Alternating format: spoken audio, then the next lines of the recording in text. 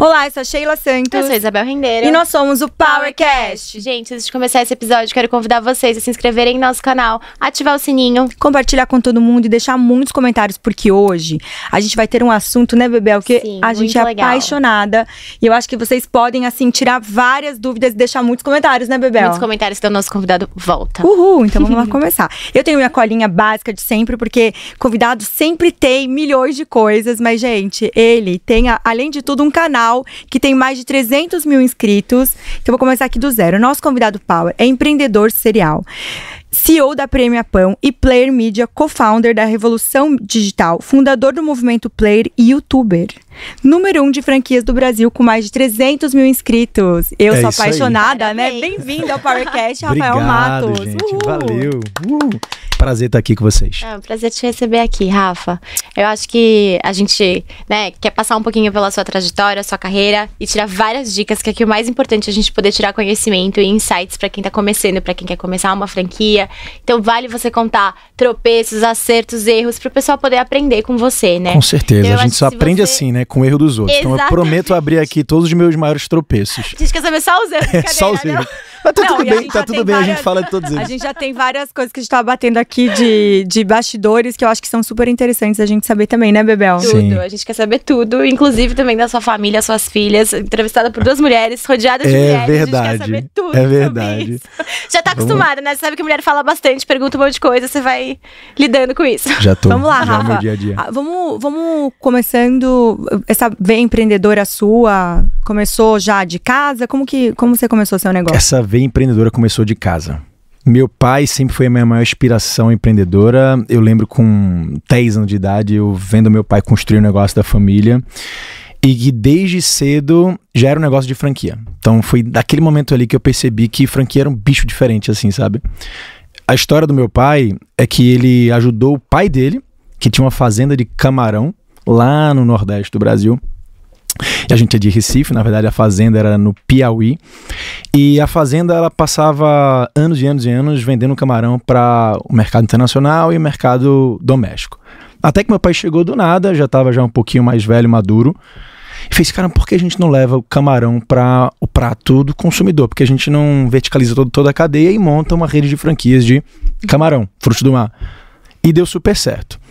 E eu lembro com 15 anos de idade, eu vendo o negócio crescer, indo pra feira de franquias aqui em São Paulo, que é a maior feira de franquias do mundo. Você sabia que a gente tem a maior feira de franquias do mundo? Aqui em São Paulo, gira mais 60 mil pessoas, é um absurdo, todo junho. Todo ano em junho. E aí com 15 anos eu fui pela primeira vez e eu vi aquele formigueiro de gente, vários estandes, as grandes marcas. E eu tava lá trabalhando na marca da família, vendendo o negócio. Então com 15 anos eu comecei a me familiarizar muito com termos. Taxa de franquia, royalties, logística, fundo de propaganda, tudo aquilo que a gente conhece no mundo do franchising hoje. Mas introduzido muito cedo. Até que meu pai sempre foi minha referência empreendedora, mas também sempre fez questão que não misturasse negócio da família com os meus projetos ou minhas iniciativas. Então, ao contrário da história dele com o pai dele, que sempre foi muito trabalhando junto, ele fez questão que eu fosse para o mercado. Ele sabia que, eventualmente, um dia, a sucessão ia ser um caminho natural, né? Afinal, ia ser 3ª geração. Mas por ele ser muito jovem também, ele me teve com 18 anos. Então, meu pai é quase meu irmão. Quando a gente anda assim na rua, a galera acha que a gente é irmão, às vezes eu mais velho que ele. Mas quando eu fiz 18 anos, ele me incentivou a ir pra fora. Eu morei nos Estados Unidos, ganhei bolsa. Então, eu estudei, porque eu fui atleta minha vida inteira. Estudei administração, com bolsa, 4 anos, voltei. Era basquete? Vôlei. Ah, tá, porque ele é amigo do Jorge, já ia perguntar. Não, mas eu gosto muito de basquete, a gente já jogou basquete junto, Jorge, mas meu esporte mesmo é o vôlei. O Rafael é altíssimo, gente, né, Bebel? Então você ia se dar bem também no basquete, mas o vôlei é bom. Vôlei é bom. A primeira, mas você sabia que eu fui cortado pela minha altura? Eu fui cortado da seleção brasileira porque eu sou baixo. Sério, gente? Só tem galalau, gente, É verdade. no vôlei, 2,10 metros. Inclusive, essa é a primeira coisa que falam de mim quando me encontram na rua. A Juliana chegou aqui pra mim e falou a mesma coisa, né? Nossa, como você é alto. Você não parece ser tão alto assim. Mas eu escuto isso sempre. Quando eu voltei dos Estados Unidos, aí eu cheguei pro meu pai e fiz, e aí papai, né? Algum negócio aí pra mim, tem algum trabalho, tem um empregozinho ali, não, na área do marketing, eu adorava marketing. Ele fez, filho, não, cara, vai fazer alguma coisa aí, vai desenrolar. Aí eu montei minha primeira empresa com 19 anos, que era uma assistência técnica de iPhone. Na época o iPhone tinha acabado de lançar o iPhone 3G. Eu aprendi a consertar iPhone, tela quebrada, pelo YouTube. Eu adorava o YouTube. Eu era muito curioso, sempre fui muito curioso a minha vida inteira, sabe? E já tinha vendido coisas assim na faculdade, na escola e tal, então eu gostava de vendas, mas eu era uma pessoa muito tímida. Então assim, falar no YouTube, ter um canal, palestrar, isso pra mim nunca era imaginado. Mas vender um a um e tal, empreender, desenvolver coisas, eu gostava. E aí eu comecei a empreender com esse negócio de assistência técnica, montei uma marca, levei para o sul do Brasil com meus sócios, e aí passamos 6 meses trabalhando, fazendo caixa, crescendo, até que a gente teve uma separação, uma cisão ali, e eu aprendi a fazer sociedade naquele momento. A gente só aprende com os erros. Então, a gente não tinha acordo de acionista, a gente não tinha regra de entrada, saída, não tinha função bem definida, a gente achava que sociedade era função, sabe? E aí não deu certo a parada. E eu tinha 19 anos, precisava, 19 não, já estava formado, desculpa, tinha 23 anos, e aí voltei de novo para casa e fiz, papai, e aí, né? Rola nenhum emprego de novo e tal, não sei o quê. Já tentei um negócio sozinho e agora? Já tentei, já tô com experiência aí, ó. Passei 6 meses morando no frio do Rio Grande do Sul e não deu muito certo. Mas o negócio continuou, vendi a parte para meus sócios, o negócio continuou. Hoje é a maior rede de assistência técnica lá do Sul. E aí ele fez, não filho, faz o seguinte, para de querer empreender, vai pro mercado, vai aprender com grandes companhias, vai entrar na multinacional. Fiz essa boa ideia. Entrei no processo seletivo de uma multinacional chamada EY, Ernst Young, que é uma das maiores Big Four do mundo, né? Empresa de consultoria e auditoria, só que eu odiava a contabilidade. Era a matéria que eu mais odiava na faculdade. Você fez o quê? Administração. Só que ativos, passivos, patrimônio líquido, demonstração financeira, eram coisas que eu mais odiava. Mas, pela referência, pela inspiração, pela motivação do meu pai, eu decidi ir. Você foi como trainee lá? Como trainee, passei 3 anos. Recebi promoção dupla, fui um grande destaque e eu passei a empreender dentro do negócio dos outros. Porque assim, eu fazia muito mais do que me pediam. Eu fazia planilhas que era para entregar em 1 semana, em 2 dias. Eu assim, vivia aquilo e eu comecei a me apaixonar também por essa área, né? E me especializei em um assunto que era basicamente o que me faltava em termos de competências para generalistas para empreender, que eu já tinha uma noção de marketing legal, já tinha uma noção de vendas legal, só que finanças era uma área que ainda estava bem defasada. Passei 3 anos e aí no meu 3º ano eu já estava com o bichinho do empreendedorismo me picando. Minha primeira filha estava prestes a nascer. Eu com 24 para 25 anos, aí eu fiz, não é agora, velho, eu já tô com experiência suficiente, não vou mais bater na porta do papai e vou buscar algum projeto legal. Procurei no Google, franquia barata, eu só tinha pouco dinheiro na época para empreender. Fica a dica aí, gente. Esse caminho é o mais 60 mil pessoas por mês procuram por essa palavra-chave no Google. Caramba! Franquias baratas. É que franquia... É muito louco isso. Eu amo falar sobre franquias. Eu acho que até eu já pesquisei franquias baratas. Já deve ter me encontrado também, então. Tipo, já deve ter um negócio e tal, que já vem meio pronto. Aí, tipo, mas eu não tenho muito investimento. Franquias baratas. Exato. Aí você só vai lá e vê qual que você se identifica mais. Ah, gosto de chocolate, gosto de não sei o que, sanduíche. Você vai pra esse meio. É isso. Só que na época eu precisava das muito baratas. Então, assim, não podia ser um negócio de chocolate, nem de sanduíche. Porque o mínimo de um sanduíche vai ser o quê? Uns 80 mil, 60 mil. Eu tinha, sei lá, 10 mil na conta, entendeu? Então não tinha condições. Mas a gente vai avançar nesse assunto, mas é bem legal a gente destacar esse ponto, porque o que justifica 60 mil pessoas por mês procurarem pela palavra-chave franquias baratas no Google? E é a palavra-chave dessa categoria que mais é procurada. Porque, sim, franquia, todo mundo já entende na cabeça que franquia é algo estruturado, sólido, com muito menos risco, embora o cara não tenha nem acesso à informação dessa estatística, porque existe uma estatística exata do índice de mortalidade de negócio de franquia versus negócios independentes. Existe. Tem um Sebrae divulga, a ABF divulga. Só que intuitivamente você entende que franquia é um negócio que, para você que nunca empreendeu ou que não tem perfil empreendedor, é para você. Você segue regras, né? Você segue regra. Inclusive até empreendedores, visionários, pessoas que têm, sabe, essa inquietude empreendedora, que quer sempre inovar e querer sempre fazer diferente, não se encaixa bem no universo de franquia, justamente porque precisa ali um pré-feito, né? Já tem um negócio já exatamente pré-estabelecido, que se você souber seguir regras, procedimentos, padrões ali, você vai se dar bem, né? Em tese é isso. E aí baratas porque a maioria dos brasileiros, 80% dos brasileiros não conseguem nem com a fonte de renda principal pagar todas as suas contas. Então tem que ser um negócio, às vezes até de renda extra. E foi isso o meu caso. No meu último ano de EY, CLT, eu fiz assim, cara, eu não vou largar a CLT 100%. Eu vou começar um negócio em paralelo e eu vou ver o limite ideal, o ponto ideal para poder largar a CLT e poder apostar todas as minhas fichas aqui. Eu não ia dar uma de louco assim, né? Pedir demissão e do zero começar um outro negócio sem ter minha esposa grávida e tal, minha filha ia nascer. Só que, o que aconteceu? Eu chamei um sócio justamente porque eu precisei de uma pessoa dividindo comigo esse risco, dividindo o trabalho, não conseguia trabalhar sozinho.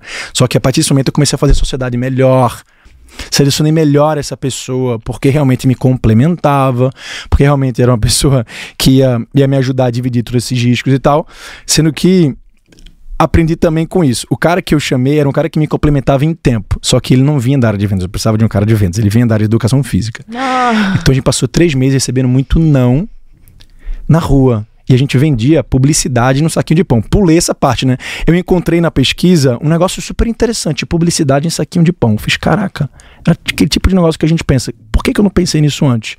A ideia é, pega um saco de pão, transforma ele no veículo de mídia, vende anúncios, né, esses espaços pequenininhos ou grandes para negócios locais, negócios da tua cidade, pequenas lavanderias, lanchonetes, clínicas veterinárias. Essas mesmas pessoas que estão fazendo cartão de visita, panfleto, às vezes não conseguem nem fazer outdoor, né, faz essas mídiazinhas pequenas, sendo que gera nenhum resultado, dispersão, desperdício, polui a cidade e você tem um esforço gigantesco para estar distribuindo isso na rua. O saquinho de pão não vai direto para casa do cliente. Você bota nas padarias de graça, as padarias recebem, você entrega para eles uma economia de custo, eles fazem todo o trabalho de divulgação. E para mim aquilo fez total sentido. Não tinha na minha cidade, fiz, vamos lá fazer.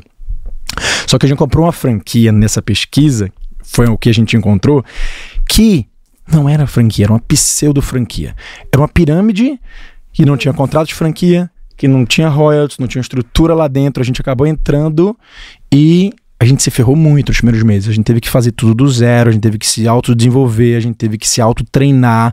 É por isso que a gente recebeu muito não, por isso que a gente quase desistiu assim, tava na ponta de desistir, até que eu sofri um acidente no pé, fui afastado pelo INSS, fiquei de muleta.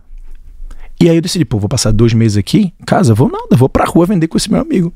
E aí a gente começou a vender e dar certo. Eu acho que foi porque as pessoas tinham pena de mim, eu tava de muleta tentando vender. Compra meu saquinho de pão, por favor. Exatamente, compra meu saquinho de pão bem assim.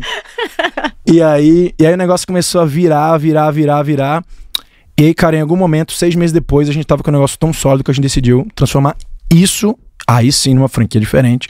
E aí nasceu a Premier Pão, que foi minha primeira franqueadora, que rapidamente se transformou numa das maiores microfranquias do Brasil, uma das mais pesquisadas no Google. Fomos pro Shark Tank por conta dela. Enfim, pequenas empresas e grandes negócios, muito sucesso na Premier. De lá pra cá, o que fazem 7 anos, aí eu comecei a fazer muito questionamento de por que não? Por que não me envolver aqui? Por que não me envolver ali? Por que não fazer isso? Por que não fazer aquilo? A gente sempre escuta aquela frase de que foco é dizer não, né? Eu não acredito nisso. Eu acredito que foco é dizer não, mas inteligente é dizer por que não.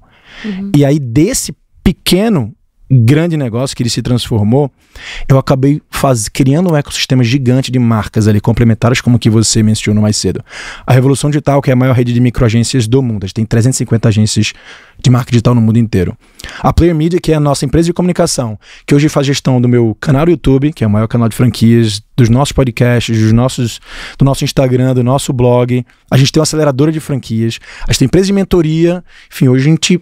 Você fez um guarda-chuva. Eu ia falar isso agora, uma coisa ligando com a outra. Isso, cerca todo o mercado de franquias. Então, hoje, se você perguntar o que você faz, eu digo, eu faço qualquer coisa que tenha a ver com franquia. Se você quer transformar teu negócio numa franquia, eu ajudo. Se você quiser acelerar teu crescimento com uma franquia, eu faço. Eu internalizo, eu te trago consultoria, eu te trago treinamento, te trago divulgação da tua marca. Então, tem um guarda-chuva de tanta coisa. E é esse momento que eu tô vivendo hoje, em 2023. Que maravilhoso. Tentei resumir. Foi ótimo. Não, foi ótimo, né? Deu pra contar tudo, passou por todos os pontos, maravilhoso. Agora vamos eu já para sei que a nossos Xê tem milhões de 50 mil perguntas, dúvidas. pois é. Eu vou deixar ela começar, que ela está assim, ó. Porque bom, a Bel que gosta de falar sobre marketing sempre, eu tenho... Vamos inverter os papéis, você hoje pergunta de marketing. Vou virar o Rafael de ponta cabeça hoje. Bora. Rafa, é o seguinte, a gente entende, quando a gente coloca o nome do Rafa na internet, tem lá várias coisas do Shark Tank. Quando você chegou lá, aliás, né, vários Sharks passaram por aqui também, chegou lá para pedir para entrarem com você no negócio, teve um movimento bem negativo com isso. Você, Sim. como empreendedor, quanto tempo você já tinha de empresa, nessa empresa? Cara, a gente tava com 3 anos e meio por aí. 3 anos e meio. Foi. O que negativo foi? Porque a gente passa várias pessoas aqui exatamente pra gente trazer educação pro empreendedor, né? Sim. Então, o meu ponto de vista é rápido e dá dica aqui pra galera sair mais power ainda pra dentro do negócio. Quando aconteceu isso, que você foi lá, que eu acho, pelo que eu li, você tinha uma estratégia. Mas Sim. foi negativo. Como que você conseguiu reverter essa situação e usar ela mais benéfica? É muito boa a tua pergunta. Eu preciso contextualizar um pouquinho essa história para o pessoal entender por que eu fui parar lá, né? O que fez a gente parar lá? Foi um desses questionamentos de por que não. E eu sempre fui uma pessoa com muito apetite a risco. Então, esses por que não me levaram para lugares de uma alta exposição e vulnerabilidade que eventualmente poderia dar merda. Eu posso falar palavrão aqui, né? Tá Eventualmente podia dar uma merda grande. E esse foi o caso. No Shark Tank, na época que a gente foi, eu não queria ir, meu sócio queria ir, um deles queria ir, então a gente teve uma briga gigante ali a ponto da gente decidir de fato arriscar. Vocês estavam em 2 sócios só, né? Eram 3. Tá. Né? Saiu depois, cadê? Um saiu depois. Ficou lá pelo Um Shark saiu Tank, depois. Ele ficou por lá. Exatamente. Ele ficou por lá, foi mordido Olha, e você já ficou. fica por aqui e nunca mais volta. Foi mais ou menos isso aí. Brincadeira, sócio que saiu, beijo. E aí, o que acontece? A gente tinha um perfil de empresa, como falei, 3 anos e meio de empresa, não era uma startup. Perfil de empresa que vai pro Shark Tank é startup. Empresa que está na fase de ideação, que precisa de fato de um investidor anjo, às vezes, para fazer o negócio crescer, escalar rápido, né? A gente não era. A gente estava com 3 anos e meio, a gente já tinha escalado o nosso negócio e tá faturando 6 milhões na época, por ano. A gente já estava com... A gente tinha um caixa de 1 milhão e pouco, só de caixa livre pra gente reinvestir no nosso negócio. Já tinha franquias várias. Já tava com várias franquias já. E aí, na nossa cabeça, a gente pensou, beleza, pelo marketing é legal. Tipo assim, o que fazia sentido a gente ir? Exposição. Caraca, mídia aberta. Eles traduzem para 300 países diferentes, ou seja, você vai ficar conhecido no mundo inteiro. Você vai poder utilizar a marquinha no Shark Tank. E eventualmente, se os caras disserem sim, que massa. Eu tenho um investimento e tenho o smart money dos caras que ajuda. Sim, ajuda. Então, beleza, mas a gente não pode ir lá como idiota. A gente tem que trazer um projeto que faça sentido pra gente não parecer idiota ali na frente dos caras. Então, tá bom, vamos criar um projeto. A gente criou um projeto que a ideia era a gente pegar 2 milhões por 5% de participação, ou seja, um valuation de 20 milhões. Eram os maiores valuations da história do Shark Tank naquele momento. A maior parte dos valuations é de 1 milhão, 2 milhões, 3 milhões, negócios que nem venderam nada, negócios nem se comprovaram, enfim. E aí, a gente já sabia que pela pedida, eu estava bem distante do perfil de investimento deles. Mas precisava justificar por que a gente estava pedindo. Então a ideia era montar uma gráfica, uma indústria de saquinhos que a gente não tinha, a gente terceirizava. Então esse projeto começou a fazer sentido e foi legal. A gente queria mesmo, objetivo, a gente aparecer, eles fazerem várias perguntas, a gente conseguia responder todas, aparecer para o mercado que nosso negócio era bom, era grande, crescia, e que eles não iam querer entrar porque o negócio estava pedido muito alto, porque não é do ramo deles, sabe? Então, e a gente ia sair bem na fita. A ideia era essa. O roteiro já estava pronto. O roteiro estava pronto. Você só esqueceu. Só esqueci que... Uma edição de programa. Exatamente, que é um reality show, né? É um reality show. Então, por ser um negócio de entretenimento, no final do dia eu aprendi depois. Quando um empreendedor chega e recebe o não, qual é a mensagem que eles querem passar, que eles passam no final do dia? É que o empreendedor está errado, os Sharks estão certos. São julgadores de negócios, né? Avaliadores de negócios. E o contrário também. E que nos 50 minutos de conversa foi bem legal, porque foi 50 minutos e é muita troca, é bem legal, é bacana, todo mundo perguntando, alguns questionamentos que não faziam muito sentido, algumas caras e bocas que a gente percebia que era só pra pegar assim nas câmeras. E aí no final o Polinário olhou pra gente e fez: olha, talvez o que foi falado aqui até agora não faça sentido pra vocês. E eu investiria no negócio de vocês, mas vocês pediram muito alto, então eu vou dizer não. Então a gente saiu assim comemorando, porque a gente achou que aquilo ali era exatamente a mensagem final que a gente queria, né? Era o corte perfeito. Era o corte perfeito, exatamente. Apolinário, te amo, beijo, paixão. E aí saímos do programa, a gente super feliz, ligamos pra turma, era exatamente isso que aconteceu e tal, não sei o quê. Quando marcaram a estreia, tá rindo, né, velho? Tá rindo, né? Rir da desgraça alheia é muito bom. Ai, meu Deus, porque vocês não passaram o que eu passei. Mas tudo bem. Gente. Aí, tá com pena já, né? Lá, já tô com pena. Aí marcaram o dia da estreia, a gente agendou com todo mundo do escritório, todos os nossos funcionários, colaboradores, sócios, parceiros. Todos franqueados. Franqueados não tinha como trazer todos, porque cada um na sua casa. Mas a gente divulgou pra todo mundo. Fez uma live, galera, fica aí na sua casa assistindo que a gente vai sair hoje no Shark Tank. A Bel vai ficar rindo até sem parar. A Bel vai ter uma crise de riso aí. Como acabar com o negócio em 5 segundos. Tadã! Aí fizemos live, antecipamos, porque a gente não sabia o que ia rolar. Na hora que eles divulgam a estreia, você não sabe o que vai acontecer. Então, final de Copa, turma. Foi assim, todo mundo parado. Começou a gente lá com pipoca e tal, cerveja, a banda ia começar já. Quando o episódio acabou os 7 minutos, a gente olhou assim pra cara do feixe. Acabou com a nossa vida. What the fuck, tá ligado? O que aconteceu agora? E aí começamos a receber ligação. Meu irmão, o que aconteceu? As edições cruéis que me fizeram numa pergunta simples do Polinário: por que vocês acham aí que investir num negócio de indústria vai ser melhor para vocês? Uma resposta simples nossa, do tipo: Polinário, porque a gente já tem uma demanda interna de mercado que se a gente atender a gente já consegue rentabilizar, imagina se a gente abrir para o mercado externo. Só que o Cote fez assim, ó, corta para a pergunta do Polinário: vocês acham mesmo que investir na indústria vai fazer vocês terem mais rentabilidade e crescimento do mercado? Aí o segundo corte é uma cara minha, aleatória, assim, ó. Tipo uma cara de besta, assim, do nada. Ai, meu Deus. O editor é bom, gente. Muito bom. Preciso contratar. Liga aqui pra gente.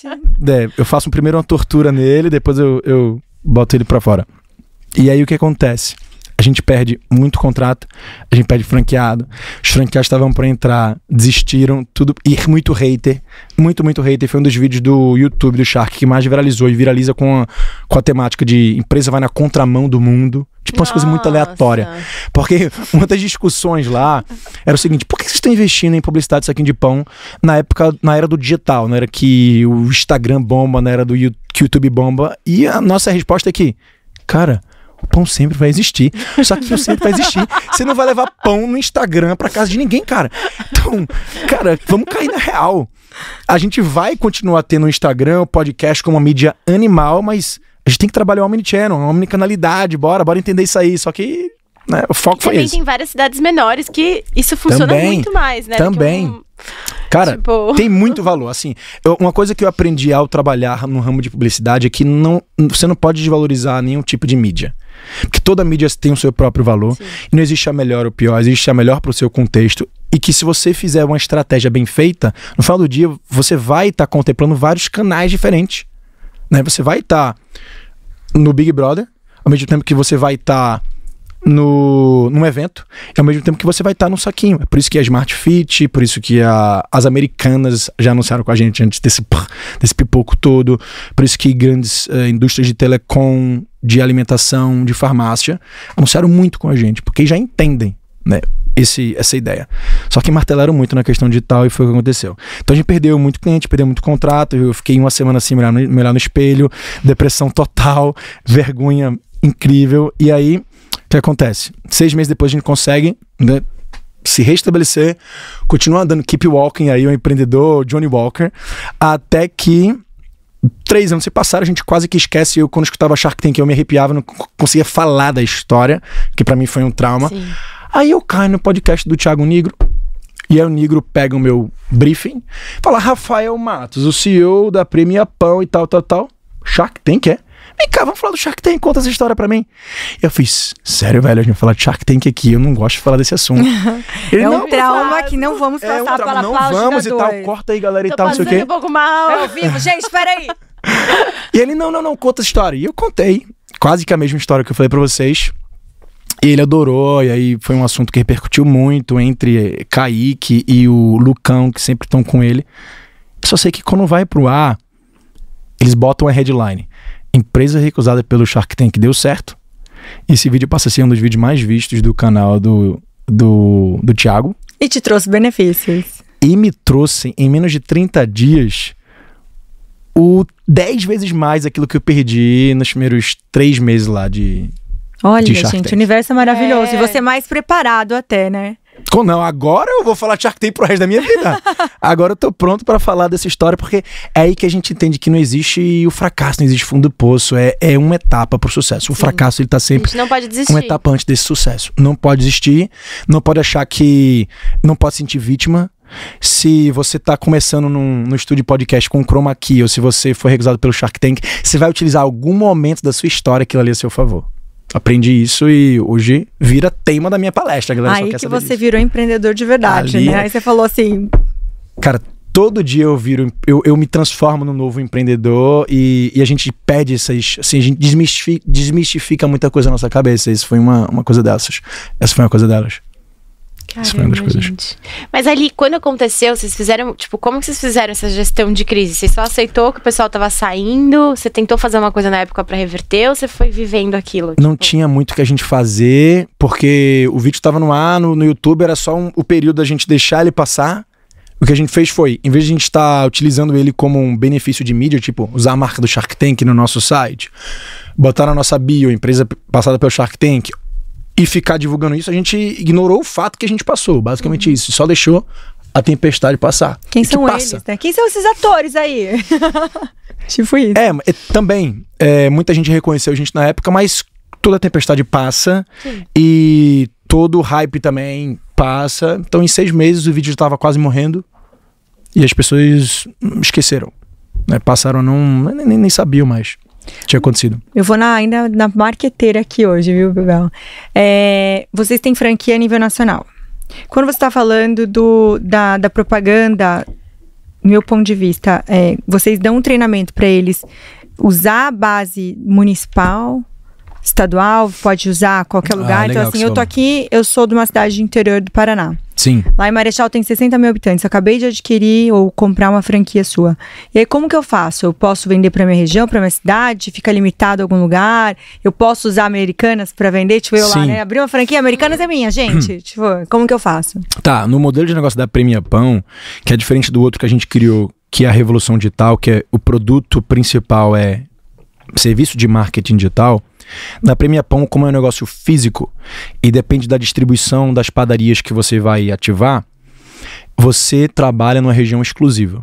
Então, o seu contrato com a Premia Pão, como franqueado, e tem lá delimitado os bairros ou cidades, né, um conglomerado ali, uma área exclusiva de uma certa quantidade de habitantes. Então, por exemplo, nosso modelo de negócio parte de cidades de 50 mil habitantes. Aí tem 50, 100, 200 e 300 mil habitantes. Então, são essas 4 opções. E aí a gente bota um contrato, dizendo que você é exclusivo ali. Mas para distribuir os saquinhos, ou seja, aquelas padarias são suas. Tá? Ou seja, para comercializar a mídia, para uma mídia nacional, tipo Americanas, ou para uma mídia local, o José da Barbearia, você fica livre para fazer. Então a gente tem muita campanha, por exemplo, nacional, que é startada por um franqueado local que conhece a agência, ou que conhece o responsável por aquela mídia, fecha o contrato nacional, ele acaba aproveitando a rede de franqueados que existe, de parceria, porque existe uma parceria muito grande, de chegar numa área vizinha e falar assim, franqueado tal, posso distribuir isso aqui na tua cidade, a gente negocia aqui uma comissão, e aí o franqueado daquela região recebe os saquinhos e distribui. Então a gente trabalha muito em rede, que é um dos grandes benefícios de uma franquia, né? É você ter essa economia de escala, que eu como franqueador, o que eu visualizo? Eu olho para para baixo e vejo a minha rede como como um negócio de escala. Eu tenho 100 e poucos franqueados no Brasil. No caso da Revolução, tenho 350 agências no mundo. Eu penso, como é que eu posso negociar melhor para que cada um consiga ter melhores benefícios, né? Melhores preços, melhores entregas. Seja, sei lá, de uma campanha de uma garota propaganda que eu vou negociar única e exclusivamente com ela. E eu vou pegar aqueles vídeos, aquelas campanhas, aquele material e distribuir para todos poderem usar. Como, sei lá, um sistema que eu vou desenvolver, um aplicativo que eu vou desenvolver.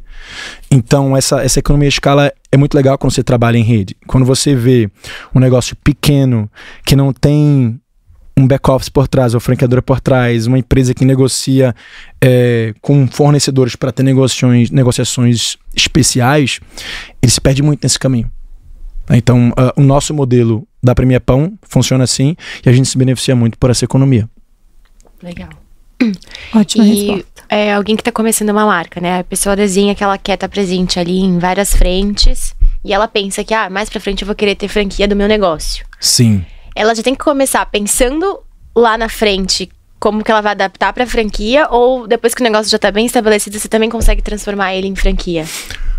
Muito boa pergunta. Eu costumo dizer, eu tenho uma frase que eu repito ela sempre em todo lugar. Todo negócio deve nascer com uma franquia. Independentemente se você quiser ter, daqui a 5 anos, contrato de franquia com franqueado representando tua marca, vendendo teus produtos, com um contrato de franquia lá na ponta, ele te pagando royalties. Se você já começa o negócio hoje, já com a visão de crescimento, porque todo negócio tem que nascer pensando em crescer, né? Se você não quer crescer, você morre. Só tem 4 caminhos para você crescer um negócio. Primeiro, é o que a gente chama de bootstrap, que é você fazer com recursos próprios. Eu fiz 4 negócios milionários na minha vida, 2 eu já vendi com bootstrap, ou seja, com investimento próprio e pequeno. Teve um negócio que eu fundei que negócio de assistência técnica mesmo, eu fundei com $50. Eu fui fazendo a própria operação, reinvestir, né, e transformar ela, esse caixa da empresa no motor de crescimento dela mesma. A Premier Pão também foi a mesma coisa. Eu comecei com investimento em 2000, que foi basicamente para pagar por um designer e um cara para fazer um site, e eu consegui, através desse material, sentar e negociar com o meu primeiro franqueado, e ele virou meu financiador para eu fazer caixa entrar, reinvestir meu negócio e crescer a partir dali com estratégias muito específicas.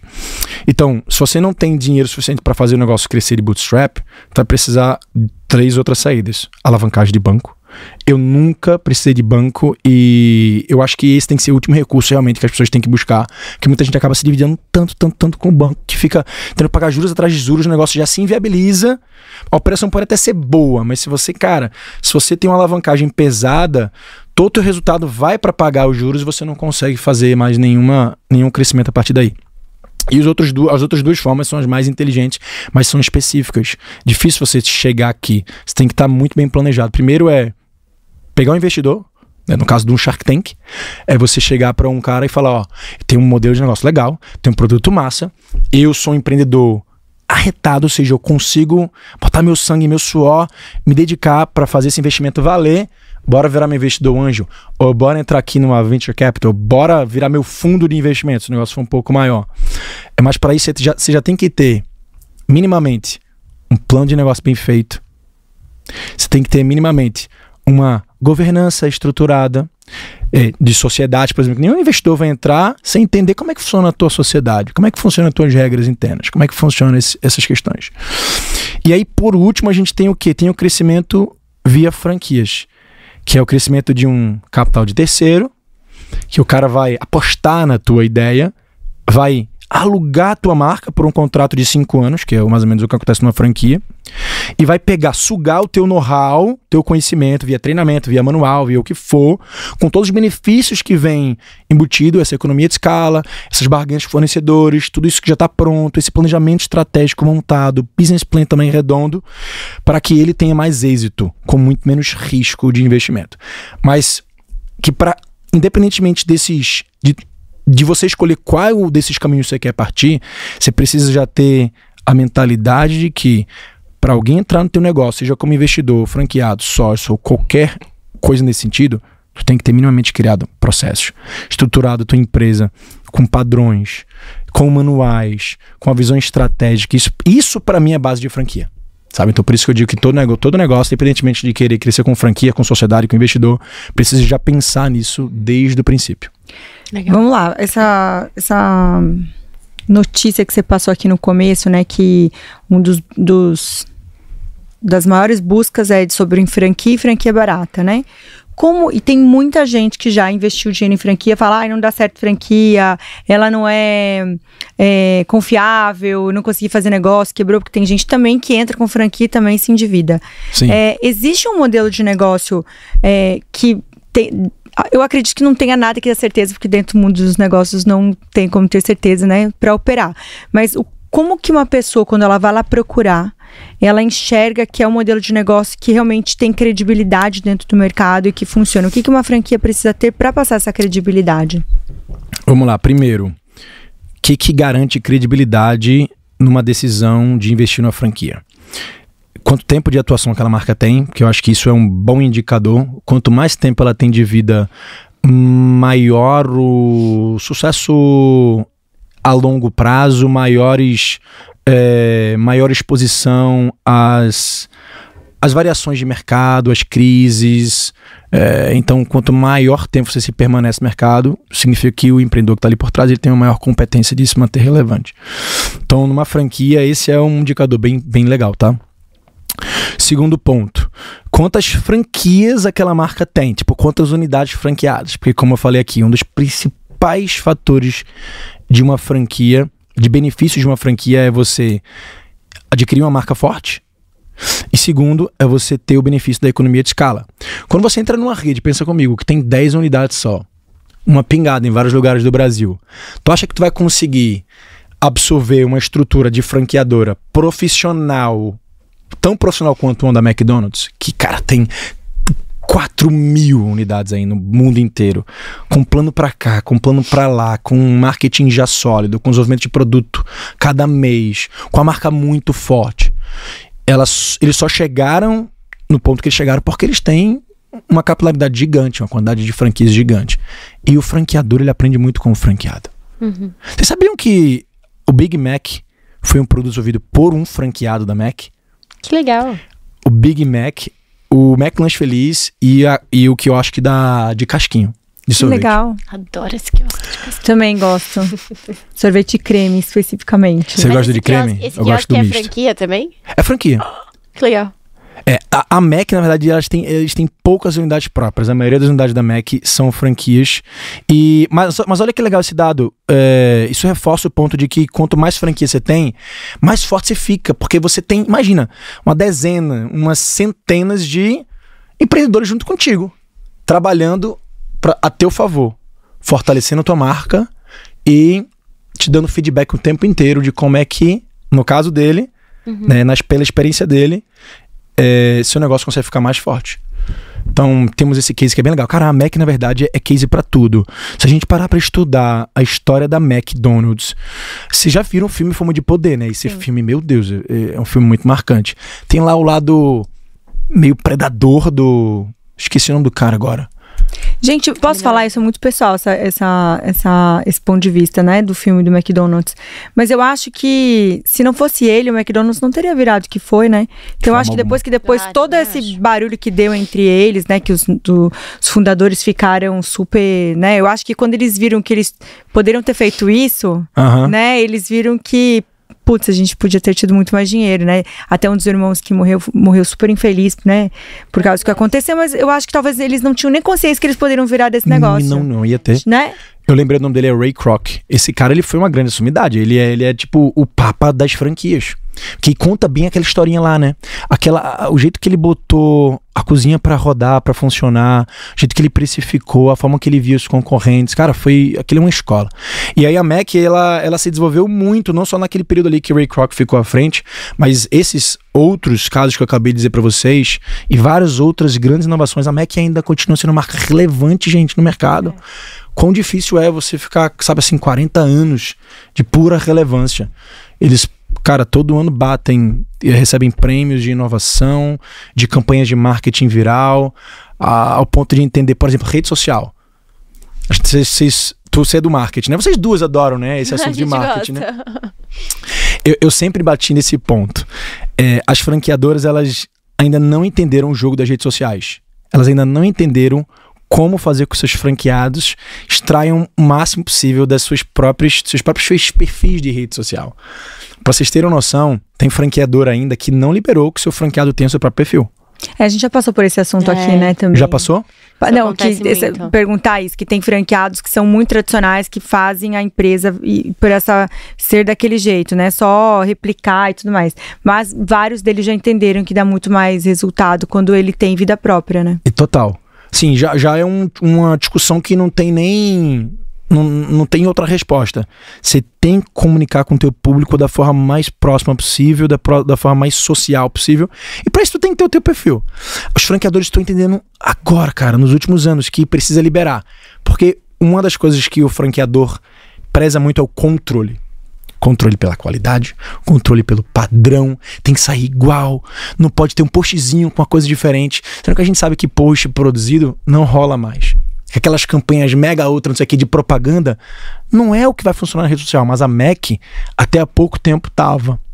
Até que um franqueado da Mac de algum lugar dos Estados Unidos, que eu lembro agora qual foi a cidade, decidiu botar um GoPro na cabeça e gravar os bastidores dele montando os hambúrgueres, o milkshake, e aí viralizou no TikTok. Tipo, viralizou muito. Coisa simples, muito simples. Mas é que todo mundo tem curiosidade, né? Curiosidade total. Por que tá demorando o meu Mac, gente? O que tá fazendo lá? O que tá fazendo lá que tá demorando? Nossa, tão... E é legal que tem aquelas gavetinhas, tipo... Você vê que você chega no Exatamente. McDonald's, já virou uma pessoa impacientíssima, né? Acabou verdade. de pedir o lanche, alguma coisa, 3 segundos, um drive-thru mesmo. Você não nem tem onde passar, que já tem que estar pronto. É verdade. Muito louco isso, né? Fica... A gente fica curioso, a gente fica realmente tentando entender o que acontece ali por trás. Mas ele desmistificou, mostrando o quão simples é. E aí, gente, é um vídeo muito simples, é um TikTok, tipo assim, narrado. O cara narra. Olha como é pra fazer um milkshake da Mac. Primeiro você pega isso, depois você pega aquilo, depois você pega aquilo, com uma GoPro na cabeça, ele mostrando a cozinha. E tipo, suja a cozinha, tipo uma cozinha normal, sabe? Nada mega ultra produzida, pelo contrário. E eu fico imaginando que se esse vídeo tivesse parado... Já ia ser bloqueado. Não ia. Se esse vídeo tivesse parado lá na linha criativa dos caras foda do marketing da Mac, esse vídeo ia pra frente. E aí por isso que eu digo, ó, o franqueador, no caso o fundador, o empreendedor que tem a cabeça aberta, que tá aprendendo com seus clientes franqueados o tempo inteiro, tem um diferencial. E aí, como esse cara viralizou, batendo picos de 10 milhões, 20 milhões, 30 milhões de views no TikTok, a Mac começou a fazer, peraí que tem uma coisa diferente aqui nesse cara. Em vez de estar negando, em vez de estar cancelando o cara, em vez de estar mandando o cara parar de fazer para seguir o padrão aqui de linha editorial que a gente manda, eles pegaram um vídeo desses e fez, deixa eu testar na nossa própria rede. E aí a Mac Global tem um perfil de, se eu não me engano, tipo 4 milhões de seguidores. Sabe qual era uma média de alcance de Reels deles? 20 mil, 25 mil, 30 mil, no máximo 50 mil. Ridículo o alcance de Reels comparado com a quantidade de seguidores que eles tinham, né? E aí eles postam aquele mesmo vídeo e viraliza. Que legal. 10 É bom milhões. que eles entenderam, mas eu acho que as pessoas estão cansadas de ver mundo fake. Mas, Total. Rafa, responde o que eu perguntei dos pequenininhos. Porque, assim, grande é mais fácil, que tem mais credibilidade. Mas Sim. o pequeno, quando você vai lá, você que tinha lá... Eu até me perdi da tua pergunta, eu já nem lembro mais. Você falou, me responde, eu fiz, cara, acho que será que eu fugi muito do assunto? Mas eu perguntei assim, pra quem tá começando, não tem dinheiro, que nem quando você pegou o seu dinheiro com o seu negócio, você tinha que acertar numa franquia. Como que uma pessoa que vê lá, como que ela vai acertar numa franquia que é pequena? O que tem que ter? Tem que ter credibilidade e quantidade de franquia. Legal, viajei muito na maionese aqui. Não, mas tá tudo bem, mas a quantidade de franquias que tem que ter, às vezes a franquia pequena não tem. Mas Não tem. que tipo de coisa que você acha que funciona pra dar dica pras pessoas? Tá, vamos voltar. Primeiro, tempo de vida de empresa. Segundo, quantidade de franqueados. E aí, foi por isso que eu abri todo esse contexto, porque quanto mais franqueados você tem, mais você aprende, mais você melhora, mais você trabalha a economia de escala. Então, assim, você tem que botar numa planilha, tá? Segundo, prêmios e selos. A gente tem no franchising uma associação que é muito forte e que ela faz pesquisa entre franqueados e que chancela franqueadores que fazem que seus franqueados, que tenham respostas positivas dos seus franqueados. O nome desse selo é selo de excelência em franchise. Então, selos e premiações, premiação das pequenas empresas e tal, então tem que ficar de olho nisso. E aí, bom, essas são as 3 principais, tá? Vamos lá. Você acabou de se deparar com uma marca que tem pouco tempo de vida, que tem poucos franqueados e que por conta disso tem poucos selos. Será que realmente ela não funciona? Bom, temos menos indicadores que ela vai funcionar. Aí você tem que começar a avaliar outras coisas, avaliações mais subjetivas.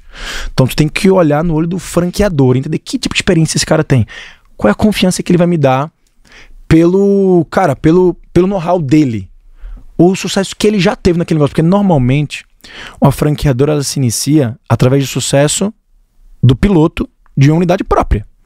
Normalmente é assim. É tipo quando você vai investir num fundo, que você vê quem cuida daquele fundo, o histórico dele. Perfeito. Nossa, adorei essa minha. Perfeito. É que eu pensei agora. Perguntas, mas eu acho que a gente tem que fazer todas as curiosidades, Bel, porque eu e a Bel, a gente tem muitas curiosidades, às vezes a gente começa a debater entre a gente tem que perguntar pros entrevistados, porque são perguntas pessoais. Mas empreender é fazer pergunta o tempo inteiro. Curiosa, é ser curioso. Até esse negócio, tem várias empresas, né, de franquia super, assim, ripadas, né? Sim. Você acha que uma pessoa, que nem você falou que você comprou uma franquia, viu tudo que deu errado e quis melhorar? A gente já teve até clientes que já passaram por isso, né, Bel? Que compraram empresas de franquia de serviço. Sim. E depois saíram do negócio e abriram uma coisa que viram pra melhorar. Agora, meu ponto de vista, pra quem acha que, sei lá, vou abrir um tal tipo de negócio que eu acho que é bom pro modelo de negócio de franquia, você sugere o quê? Vai lá, compra uma franquia e vê o que pode acontecer? Ou procura uma empresa, alguém que seja capacitado para indicar, para não... Porque eu acredito que deve rolar uma puta grana gasta se você erra, né? Sim. O modelo de negócio. Olha, se eu te disser que não existe muito mercado para, tipo, conselhos ou consultorias de qual franquia você escolher, isso não existe muito, porque as informações das franquias, elas são públicas, precisam ser, porque existe uma lei, que é a lei do franchising. Essa lei tem 2 páginas só, gente, é uma lei muito curtinha, mas uma das principais coisas que a lei diz é que toda franqueadora, quando ela vai vender uma franquia para alguém, ela precisa expor todo o seu histórico. Tipo, pra você ter uma noção, o nível de detalhe desse documento, você tem que estar relacionando todos os teus fornecedores, tu tem que estar relacionando todo o investimento discriminado que o cara vai fazer. O que vai em equipamento? O que vai em taxa de franquia? O que vai em reforma? O que vai em utensílios? O payback, rentabilidade média, histórico de franquias ativas e de franqueados que já saíram da rede. Tipo, o telefone dos caras. Pra quê? Pra que qualquer interessado, ao comprar uma franquia, vai ter todas as informações ali. Poder ligar. Poder não. Dever ligar. E eu costumo dizer isso pra todo mundo, porque no meu canal no YouTube eu comecei há 6 anos atrás falando sobre dicas de como comprar franquia. E até hoje eu martelo nesse ponto. Ó, pra qualquer pessoa que quer comprar uma franquia, beleza, tem essas dicas, tem esse passo a passo, mas cara, tem coisas básicas aqui que você não pode fugir, como pegar essa COF, que é a circular de oferta de franquia, que é esse documento completo, e lá na relação de franqueados e desfranqueados, e ligar, cara, pega o telefone e liga pros caras. Como é que é a franquia? Eles entregam o que eles prometem? Você teve resultado? Esse investimento aqui foi exatamente isso que você gastou? Cara, porque muita gente caiu em furada pra não fazer isso, mas é simples, é óbvio. Sabe? Então assim, pô, vale a pena contratar alguém pra te dizer o que você tem que fazer ou pra dizer qual franquia é, se você já tá com tudo aquilo já, sabe? O mínimo estudo. Então acho que pra quem quer empreender tem que fazer o mínimo estudo de mercado. Você não vai fazer um estudo mega ultra power, porque a franqueadora já vai te dar esse estudo de mapeamento geográfico, qual é o investimento que você vai fazer, já vai te entregar tudo pronto. Mas isso aqui, cara, é obrigação tua. Então, é isso. Nesse documento tem tanta coisa, tem toda uma relação judicial. Tipo, se a empresa tem algum processo, ou já teve nos últimos 4 anos, vai ter lá. A demonstração financeira da empresa também vai ter lá. Então, isso é o beabá. Para quem quer investir na franquia, precisa pegar todas as informações. Ter a confiança do franqueador que está ali, escutar dele, o sucesso que ele tem, o quanto você vai captar de sucesso dele para que você tenha o seu sucesso. E às vezes você ser os primeiros franqueados é um benefício. O cara não tem franquia nenhuma, tem, sei lá, 5. O cara tem 2 hoje de empresa. Beleza, mas se você fosse o franqueado número 5 da Cacau Show, será que você estaria rico hoje? Então tem um ônus e bônus de você entrar no negócio que tá iniciando e você entrar no negócio tipo Boticário. Não tem mais loja de Boticário pra você abrir. Você não consegue mais ser um franqueado do Boticário. Tá fechado. Tem bastante mesmo. Tem muito. Tem mais de, sei lá, 4, 5 mil unidades de Boticário no Brasil. Caramba. Uma pergunta do lado do franqueador. Lá atrás, quando você começou, você teve lá o seu primeiro franqueado que apostou em você, tipo, vou abrir e tal, o cara te deu 15 mil reais. Sim, foi isso mesmo. Aí, foi 15 mil reais? Foi por aí, eu não lembro muito bem não, mas foi por aí. Eu acho que foi 15 mil, cara. Eu acho que foi 15 mil. Porque agora, tipo, tá. Aí, beleza, você recebe aquele grande volume de caixa, né? Então, vamos supor que você tem uma sorte de, em um mês, 3 caras querem abrir franquia, então você entra aquela grana pra você. Sim. Pra quem é o franqueador que tá começando, quais são os cuidados que você diria que ele tem que ter pra, às vezes, não, tipo, se atropelar porque entra um fluxo grande de dinheiro e ele acha que, tipo... Porque às vezes você vai abrir 3 agora e vai abrir só daqui a X tempo. Bel, boa pergunta. Ó, que linda essa pergunta. Maravilha. Ninguém nunca me fez essa pergunta, não. Olha Uhul! Yes. Cara, é muito tentador.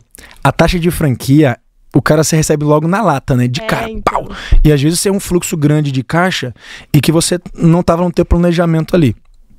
O cara que tá iniciando, ele tem que reinvestir esse dinheiro aqui das primeiras, sei lá, 20, 30 franquias que ele vai ganhar, porque ele precisa estruturar time, metodologia de ensino, sistema, treinamento, time de suporte, para entregar para esse cara que acabou de comprar uma parada de qualidade, que vai fazer com que ele invista em você no LTV, né, no Lifetime Value, muito mais do que esse valor que ele te pagou logo de cara. Depois que você está muito consolidado, vai. Depois você tem mais de 30, 40 franquias, que é mais ou menos o break-even de uma franqueadora.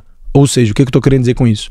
Se você montou agora uma franqueadora e vendeu para os primeiros 10 franqueados, o que eles vão te pagar de royalties não vai ser suficiente ainda para você sustentar essa tua franqueadora. O break-even normalmente de uma franqueadora acontece depois das 30 franquias, porque os 30 franqueados pagando royalties por mês, que normalmente é 6% daquele faturamento, vai conseguir botar na tua empresa um caixa legal, um faturamento legal para tu ter 3 consultores de campo, um analista de performance, para tu investir num sistema legal, para tu desenvolver mais produtos, fazer uma campanha de marketing bacana, mas até lá é reinvestimento o tempo inteiro, e fazendo essa taxa de franquia te ajudar. Depois da 30ª, depois de 40ª franquia, essa taxa, ela é um bônus. Ela é um bônus. Muita gente, inclusive, a partir desse ponto, passa a fazer dela o CAC, o custo de aquisição de novos franqueados, para que acelere rápido esse crescimento. O que eu quero dizer com isso? Se tem franquias que cobram do franqueado 20 mil de taxa, elas podem estar dispostas a gastar os mesmos 20 mil de tráfego, de campanha, de anúncio, para gerar de custo de aquisição de cliente o mesmo valor que esse cara está entrando. Porque o ganho da franquia é no LTV. É nos royalties que eles vão pagar todos os meses, durante 5 anos no mínimo, que vai superar 10 vezes mais aquele valor taxa de franquia que está gerando lá no início. E é exatamente desse pressuposto que eu acabei de dizer que eu montei um negócio que não foi mencionado aqui, mas é um dos negócios que mais crescem da minha holding hoje, que é uma aceleradora de franquias. Legal. Tipo, eu peguei todo esse meu know-how, a minha máquina de vender, com time interno de vendas, de sistemas, tecnologias, de CRM, com funil pronto, de automação de marketing, de comunicação, com a minha própria mídia, né, do YouTube, que é muito forte, é a maior mídia hoje de franquias do Brasil. Eu vendo muita franquia pelo meu canal, só para eu divulgar. Cada marca que eu divulgo lá no canal, cara, são várias franquias que saem, porque o poder de influência é muito forte. E dessa inteligência que eu tenho da construção de campanhas de marketing e tal. Então, eu pego marcas já validadas. Tem grandes marcas. Tem uma Açaí Concept, que é a maior franquia de açaí do Brasil. Tem uma Sobrancelha Design, que é a maior franquia de sobrancelha do Brasil. Eu tenho uma Açaí CI Intercâmbios, que é a maior franquia de intercâmbios do Brasil. Tem umas 20 marcas, são gigantes, que falaram assim: Rafa, a gente quer acelerar mais do que a gente está acelerando. A gente está vendendo 2 franquias por mês, a gente quer vender 10. A gente está disposto a dar a taxa de franquia para você a ponto que você invista nessa captação e que você fique com todas essas franquias, porque o que a gente quer ganhar é lá na frente, é no LTV.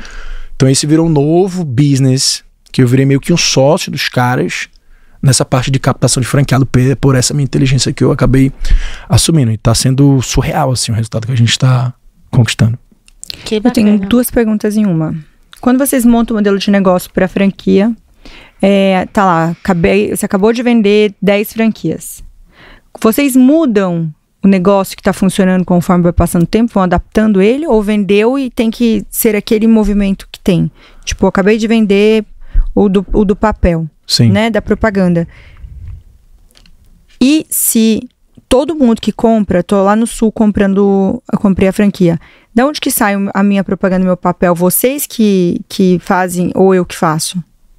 No caso da Premier Pão... Você falou que você fez a fábrica, né? Não, a gente não fez. A gente ia fazer e não fez. Na verdade, a gente nem ia fazer. Aquilo era só um projeto pra levar. Mas no caso da Premier Pão, a indústria é terceirizada fica em São Paulo. Aqui em São Paulo. Toda vez que eu falo de São Paulo, eu falo como se fosse um lugar distante. Mas agora que eu tô morando aqui, eu vou ter que me acostumar. Fica aqui em São Paulo e a gente distribui pro Brasil todo. Então eu vendi, aí eu mando pra cá e daí, vendi, sai 100, 200, 300 e manda. Na verdade, são de 10 mil pra cima. 10 mil saquinhos pra cima. Nossa tiragem média é de 30 mil saquinhos. Você vende. O meu time faz todo o layout, toda a diagramatura, toda a logística com a fábrica. A gente imprime o saco, entrega na casa do franqueado pra ele distribuir nas padarias. Ele só faz a distribuição. Não, sabe por quê? Pra chegar na minha pergunta agora. Porque tem vários franqueadores que quebram nesse meio do caminho, né? Porque, vou dar um exemplo, tem uma rede de salão super grande aqui no Brasil, que ela fez um modelo de negócio que era super famoso antigamente. Só que ela deixava as pessoas comprarem qualquer tipo de produto lá dentro. Sim. E a chave do negócio era produto, né? Não adianta você sair só comprando, porque cada uma tinha uma vida própria. Então, o meu ponto de vista quando você abre uma empresa que você vai franquear, o mais interessante é você ter o produto, né? Porque se você pega e transfere isso para ele pode entender que ele tem um nome que é forte, que vocês acabam movimentando a verba de marketing aí, fazendo vários investimentos a nível nacional, meu ponto de vista. Sim. Ou até fora, né? Porque tem várias também. E acaba que se o produto não existir, acaba dissolvendo. Isso não fica tão interessante, né? Sim. Faz muito sentido o que você falou. Né? Na verdade, isso tem a ver com padronização, né? Porque quando a gente fala em franquia, a primeira coisa que vem na cabeça é padrão. A gente quer ter a mesma experiência, a gente quer ter o mesmo sabor da Mac no aeroporto de Guarulhos para Mac em Pequim, para Mac no interior de Pernambuco. A gente quer, como consumidor, sentir a mesma coisa, ou seja, perceber esse padrão. Mas isso tem que vir da franqueadora, em padronizar esses fornecedores, em padronizar o método de produção, padronizar o atendimento, padronizar o uniforme, padronizar a comunicação. Existe um limite do padrão para adaptação local, que também é bem legal. Por exemplo, hambúrguer da Mac no Japão, no cardápio da Mac do Japão, tem produtos específicos que só vendem lá. Aqui no Brasil, a Mac adaptou a loja da Paulista para chamar Mac. Que doideira. Então, assim, o meu amigo, inclusive, que é da agência, Paulo William, um beijo pra você que é de Marechal também. Pois é, mas assim, você vê que as adaptações, elas também são bem-vindas nesse universo. O cardápio muda conforme alguns lugares. Estados Unidos também Vários são diferentes. Mas você percebe assim que 80% é igual. Sim. E assim, é muito igual mesmo. Tem um padrão ali por trás de tudo, sabe? Então assim, a gente parte desse pressuposto, padrão. E aí você falou, tipo assim, produto, né? Não deveria ter os produtos, a franqueadora não deveria ter esse produto à venda? Não necessariamente. Você pode ser a indústria, que você produz e você entrega, você vai ter mais fator de franqueabilidade, porque você produz algo que ninguém no mercado produz, tipo a Cacau Show. Cacau Show, ela produz, a produção dela é aqui, né, em São Paulo. Tem uma fábrica gigante, inclusive eles estão abertos lá para qualquer pessoa visitar. A gente vai fazer essa visita no mês que vem, na minha imersão. E, assim, você não consegue comprar nenhum outro chocolate da Cacau Show como franqueado, se não for pela própria indústria da Cacau Show. Mas um outro exemplo. Açaí.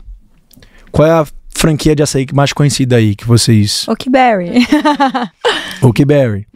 Sabiam que a Oakberry até hoje, ainda não tem indústria de açaí. Sim, a gente entrevistou o Jorge. Aqui, Pronto. Ou seja, ele terceirizou a produção, cresceu, teve margem até certo ponto que ele percebeu, pô, peraí, calma, dá pra verticalizar aqui. Eu preciso montar uma indústria. Vai exigir muita grana de investimento. Vou precisar de um fundo. Aí beleza, o fundo veio e construiu esse plano. Mas eles cresceram muito durante muito tempo, sem precisar estar com uma produção própria, né? Homologando o fornecedor. Então a homologação de fornecedor, nesse caso, por exemplo, do salão, né? O que o cara poderia ter feito? Poderia ter chegado nos fornecedores, direto lá mesmo na fonte. Ó, isso todo franqueado, franqueado precisa fazer em primeiro lugar, tá? Vê a tua rede de supply chain, vamos assim dizer. Quem são os fornecedores dos principais produtos que você vende? Tu tem que amarrar com esses caras logo de cara, ó. Dá pra tu fornecer homologadamente pra minha rede? Dá pra fazer marca própria? Teu produto mais marca própria? Dá. Então, massa, é o melhor caso. Porque, por exemplo, quando chega o açaí da Oakberry, no franqueado Oakberry, tem lá no potezinho Oakberry.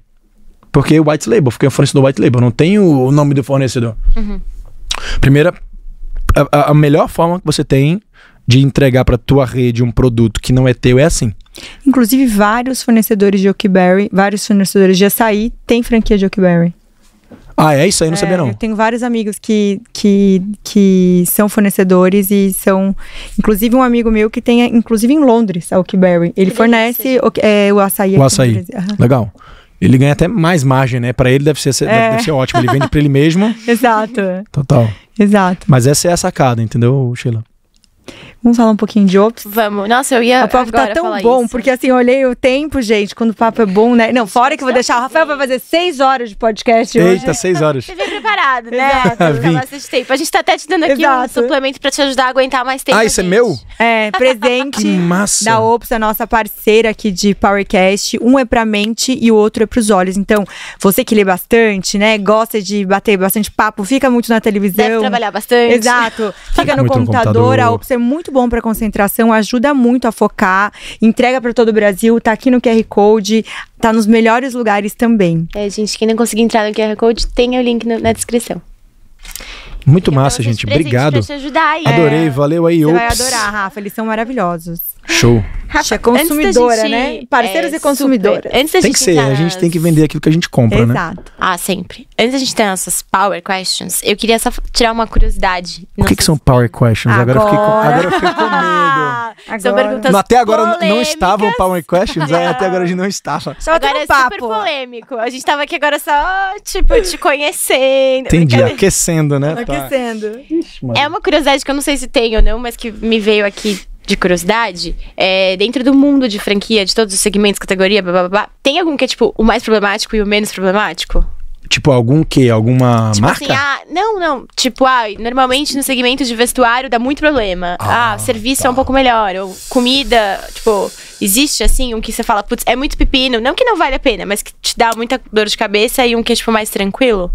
Olha, eu vou te dizer que segmento de alimentação, eu conheço muito bem esse segmento. Porque lembra que eu comecei a estudar negócio pelo negócio da família, é alimentação. Eu vi o meu pai trabalhar muito, assim, ralar muito, final de semana, de noite, viajar muito e tá perdendo eventos, né, datas comemorativas, final de semana e tal, porque exige muito do empreendedor. Segmento de alimentação é muito glamorizado. A maioria das pessoas que querem empreender pensam em ter um restaurante porque olha da cozinha pra fora, olhar a parte legal, né, do restaurante, da comida gostosa, da experiência com as pessoas, dos drinks. Mas experimenta passar 3 horas numa cozinha de um restaurante no horário de pico. Você vai nunca mais querer empreender aquilo na tua vida. Aquilo ali é teste, assim, de fogo. Se você conseguir passar por 3 horas só olhando, sem você gerar nenhuma ansiedade, sem você passar mal, sem você ficar tranquilo, não brigar com ninguém ali, é porque teste de fogo. Passou, então vai empreender com isso. Então esse é um dos negócios, nos segmentos que mais dá dor de cabeça. Porque os empreendedores não estão preparados a trabalhar final de semana, a, se for o caso, ter que ir para a cozinha, até lidar com funcionário que mão de obra no Brasil tá difícil pra caramba, e principalmente nessa área é complicado. Então você tem que ter uma empresa de uma cultura muito forte, você tem que ter líderes realmente ali motivadores, porque senão você vai virar, sabe, vai virar uma empresa, dentro da empresa uma contra você, funcionários contra você. Então é um alerta, tá? Pra muita gente que quer empreender, negócio, segmento de alimentação. Agora, por outro lado, se você é uma pessoa que consegue lidar bem com gente, se é uma pessoa que consegue, que não tem problema nenhum em estar trabalhando, em estar arregaçando a manga, em estar fazendo a diferença, também é um dos segmentos muito prazerosos de se trabalhar, porque a gente serve o outro, né? Eu acho que é tão legal servir. Meu pai, ele é apaixonado pelo que ele faz. Ele tá indo com os camarões? Tá, e ele fez do negócio dele, que é a rede de fast food, que era na praça de alimentação, virar um outro negócio gigante. Tem em São Paulo? Tem, chamado Camarada Camarão. E esse outro negócio é um restaurante de 2.000 metros quadrados. Teve um fundo que aportou 50 milhões há 3 anos atrás para fazer o negócio crescer. E agora está negociando com uma marca gigante no mercado internacional. Então assim, ele está agora realmente no outro nível. Está com 20 unidades do Camarada. Aqui em São Paulo tem já em 4 lugares. Está abrindo agora em Tamboré no próximo mês. Então assim, mas ele gosta muito do que ele faz, porque um dos principais pilares e valores dele é servir. Então ele se encaixou muito bem. Quem tá em casa aí, passa 2 horas na cozinha se quiser empreender no negócio de restaurante para ser sua prova de fogo. E qual você acha que é o mais tranquilo? Assim? Mais tranquilo? Serviço, talvez? Pra quem não quer trabalhar ou pra quem não quer mais tranquilo? De que nível, vai? Não sei, de dor Menos de cabeça. de risco. Risco. Dor de cabeça, vamos lá, vamos falar de dor de cabeça. Eu acho que aquele mais tranquilo, o negócio mais tranquilo pra você investir, pra você trabalhar, seja com franquia ou não, é aquele negócio que você primeiro gosta de consumir, que você gosta de estar, um ambiente que você sabe que você se sente bem. Então, por exemplo, onde é que a gente tá aqui? A gente tá numa escola, de uma franquia de escola de rock, né? De música. Eu não consigo ver um franqueado, um investidor de uma escola dessa que não é apaixonado por música tá aqui. Porque se o cara não gosta de música, se o cara não tá apaixonado por música, o cara não toca, se não é músico, ele não vai ter a ver com essa vibe, com esse ambiente. Então eu não tenho dúvida que dos 40 franqueados que a School of Rock tem aqui no Brasil, os 40 são fanáticos por música. Os 40 devem ter tatuagem de guitarra no braço, entendeu? Sim. Porque tem que viver, tem que respirar. Então assim, eu não consigo ver um empreendedor de esporte radical, sei lá, de surf, de artigos esportivos, não curtir de esporte. Eu não consigo ver um empreendedor no ramo de educação infantil não gostar de criança. Cara, é meio óbvio, né? Mas a maioria das pessoas não parte desse ponto. Parte do ponto de onde é que me dá mais dinheiro? Qual é o negócio que vai me dar mais grana e menos trabalho? Sendo que no final do dia, sabe aquela frase clichê? Trabalhe com aquilo que você gosta, que você nunca mais vai trabalhar na sua vida? Sim. Cara, faz sentido. Então, parte desse pronto aí, você nunca mais vai ter dor de cabeça empreendendo com alguma coisa. Legal. Demais. Adorei. Vamos para nossas powers, né? Agora começa uma música tenebrosa. Eita, vai ter? Essas são mais rapidinhas, tá? Tá. Rafa, o que você... Pi. Mais água, não? Tá de boa. Pi. A gente podia ter um pi mesmo aqui, né? O botão aqui no meio, devia ser legal, né? Pi. Deus já respondeu e ficou desse jeito mesmo. Boa. Rafa, o que você menos gosta num processo de vendas? Congelei. O que eu menos gosto no processo de vendas? Eu vendendo ou eu comprando? Os dois. Os dois? Eita, então já não virou mais power question, agora virou slow question. Como comprador, eu não gosto quando eu vejo que o cara quer... Que o cara tá... Eu não gosto daquela venda antiga, que o vendedor, ele não quer me conhecer antes dele vender, ele só quer empurrar produto goela abaixo. E ainda tem muita gente fazendo isso. Como vendedor, eu gostaria de ter mais compradores que chegam em mim atraído pelo que eu faço, em vez de eu ter que explicar o que eu faço do zero. Então é por isso que hoje, no nosso funil comercial, a gente trabalha muito o que a gente chama de marketing de perseguição, que é o quê? É criar um imã, conteúdo, branding, para que as pessoas venham interessadas. A gente não precisa trabalhar 3 horas de educação do cliente, explicar o que a gente faz, então, mais ou menos por aí. Então, já ligando nessa, qual que é a relação do marketing com o empreendedorismo? 100%. O empreendedor tem que ser marqueteiro, o empreendedor tem que saber se vender, se posicionar, tem que olhar para o mercado, tem que estar inovando. Eu vivo marketing o tempo inteiro na minha vida. Boa. Franquia Vantagens. Vantagem de uma franquia? É. Franquia é tudo, minha gente. Pode entrar, pode cair pra dentro, que franquia não tem nada melhor que franquia, não. Ó, estatística, tá? 60% dos negócios independentes que não nascem como franquia, eles morrem nos primeiros 3 anos, dado do Sebrae. 6% das franquias morrem com 3 anos, dados da ABF. Ou seja, é um negócio muito mais seguro, é um negócio que para quem quer empreender e nunca empreendeu antes, é a primeira porta do empreendedorismo, é um negócio que você vai dividir riscos com franqueadores, que você vai trabalhar essa economia de escala. Cara, é mais seguro, é mais sólido, cai pra dentro, que franquia é bom. E as desvantagens? Desvantagens. Se você é um perfil muito empreendedor, visionário, maluco, se você gosta de inovar, você não vai se encaixar. Então esquece, vai realmente fazer o teu. Embora a franquia pudesse ser uma boa escola, passagem para você também entender que tem que existir processo para as coisas. O empreendedor não pode estar inovando o tempo inteiro e querendo mudar o negócio todo dia, né? Então, acho que essa é uma boa desvantagem. E a desvantagem também de você ter que respeitar, talvez, mais regras e ter um controle maior do franqueador sobre o teu negócio do que se você estiver sozinho. Então, acho que, dependendo do perfil de empreendedor, de pessoa, um se encaixa mais para o negócio independente, outro se encaixa mais para uma franquia. Se você pudesse tomar um café com qualquer pessoa do mundo, quem seria? Café com qualquer pessoa do mundo. Tem que ser rápido, Rafa. Ai, meu Deus, eu não sou bom nessas coisas, gente. Eu tomaria com o Ray Kroc. A gente falou dele aqui, eu tomaria com o Ray Kroc, o cara que fundou a McDonald's que a gente conhece hoje. Eu não sei nem se ele tá vivo. Mas serve também, se tiver um Serve, ele tá morto, eu não sabia nem se ele tá vivo. Eu achei que você ia responder ele, eu até ficava pensando se ele tá vivo, mas tudo bem, pode ser com ele. Eu tô nos pontos aqui, né? Quais são os pontos positivos e negativos de um CEO de uma empresa? Em ser um CEO de uma empresa. Em ser o CEO? É. Os pontos negativos. Você é exposto o tempo inteiro. E principalmente quando você é aquele CEO influencer, que hoje é muito comum. Aquele CEO que tá nas redes sociais, aquele CEO que tá expondo o dia a dia dele, os funcionários, a cultura. Existe um lado negativo nisso que você não pode pisar falso. Você tem que ser perfeito o tempo inteiro. E ninguém é perfeito. Então, esse é um ponto negativo. Ponto positivo? Tem que estar falando positivo também? Tem que. O ponto positivo de ser o CEO de uma empresa nos dias de hoje é que, cara, é lindo você liderar equipes, você liderar pessoas, principalmente quando você tem um propósito, uma causa muito bem definida e você vê pessoas tatuando suas marcas no braço. Eu tenho um franqueado meu que tatuou minha marca no braço dele. Pra mim, aquilo ali foi o ápice da minha trajetória empreendedora, sabe? E eu não tenho uma tatuagem da minha marca em mim mesmo, Se quanto alguém mais. tiver power aí, manda. Vocês têm power em vocês? Olha aí. A gente não tem. Você tem? Você? Não tenho. Eu nunca fui um cara de tatuagem. A Bel já vi que gosta de tatuagem. Adora. Eu tenho uma tatuagem bem escondida, brincadeira, aqui na costela.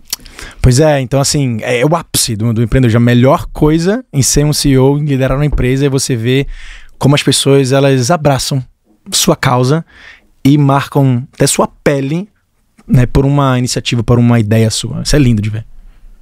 Boa. Última. Pô. Rafa pai ou Rafa empreendedor? Rafa pai, pra sempre. Eternamente. Sou pai antes de tudo. E eu acho que o Rafa pai ensina o Rafa empreendedor o dia inteiro. O dia inteiro. A ser um melhor ouvinte, a ser um empreendedor mais motivador de pessoas, a ser um empreendedor mais paciente, a ser um empreendedor mais visionário, que olha mais a longo prazo das coisas. Cara, crianças ensinam filhos, né? Ensinam tudo pra gente. São 4, né? 4 meninas, de 6 anos pra baixo. Gente, que incrível, né? Deve ser. Meu pai reclamando que tem só 2 em casa. Imagina com 4, né? A gente vai até te parabenizar por toda essa trajetória, te dar mais um presente. Ah, 0,7 que legal. vinhos. Adoro vinho. Você vai adorar esse vinho. Esse é um vinho um pouquinho mais leve. Pode falar que eu te cortei. São vinhos autorais. Não pode A gente vai contar. tomar agora ou não? Pode ser, brincadeira. Ah, é? A gente já comemora agora. Então bora. 0,7 vinhos, eles produzem também, são produção e distribuição a nível mundial. Então, tem vinho brasileiro, esse aqui é um vinho brasileiro. E eles também pegam vinho de fora, de vinícolas pequenininhas, que são fantásticas. Nossa. Esse aqui é um dos vinhos favoritos da Bebel, que é a Itapega. Eu adoro, é um vinho autoral De onde deles. É lá de... putz, a 067, produção dele, né? eu não sei de onde que é. Eu acho que é do sul. E o rótulo é autoral deles, é tudo autoral. São essas capivarinhas em homenagem a Campo Grande, elas atravessando a rua. E Sim. eita pega é uma coisa que eles falam de vez em quando lá, tipo... Eita, pega. Eita, É. pega. Não sei direito, como é que chama isso? Tipo, não é? É uma gíria uma local, gíria né? Como se local, fosse- é. Tipo uma gíria. E é mais levinho, eu amo esse. Muito bom. Não, e eles Nossa. estão, gente, em vários shoppings do Brasil, vários aeroportos do Brasil e vendem, assim, vinho brasileiro e também vinhos internacionais maravilhosos de vinícolas pequenininhas que eles mesmos vão lá, experimentam os vinhos. Tem até um dos vinhos que a gente gosta muito, que eles fabricam em um lugar que até a Chanel fabrica. É Então, muito assim, eles legal, têm muito bem um especial. mix, assim, de produtos. 067 tá aqui, no nosso QR Code, você clica também e entrega para todo o Brasil, Pra todo né, o Brasil. Bebel? E o modelo deles de aeroporto e shopping, quem sabe não vira uma franquia um dia. É isso que eu ia perguntar. É Cadê a mesmo? franquia? É verdade. Porque Até- é super legal o modelo de negócio. É muito Qual é o nome da loja? interessante. 067 Vinhos, né? Não, e é incrível, porque em vez de você sentar e ficar, às vezes, Não tendo é um uma café. degustação simples. Mas você vai lá, leva é seu tipo um computador. café de vinho. Você Que senta massa. ali, É muito Você legal. toma uma tacinha. Exatamente. e eles cozinham harmonizando com o vinho que você escolheu. Então, tipo, eu quero provar esse aqui. Daí eles te sugerem um cardápio. Aí você fica ali trabalhando. É um quiosque no shopping ou no aeroporto. É muito legal. E eles estão... Tem que virar franquia urgentemente. Exatamente, já vamos embora. linkar eles É, com você, total, Rafa. total. Bora. Já demos o match. Rafa, Exato. deixa suas redes sociais pra quem tá assistindo a gente. Deixo. Quiser te acompanhar. Rafael Matos no YouTube, Rafael com PH Matos com 2 T's, no Instagram, Rafael D. Matos. Essas são as principais, também podcast, franquia cast e basicamente isso. Ai, muito Obrigada. obrigada. Valeu, meninas, adorei. E vocês não se esqueçam de se inscrever em nosso canal. Ativar o sininho e deixar um monte de comentário, porque o Rafa volta. E pode deixar também pra ele responder depois, que daí ele faz uns reels lá no nosso Instagram. Boa. Exato. Beijo, gente. Beijo. Obrigada.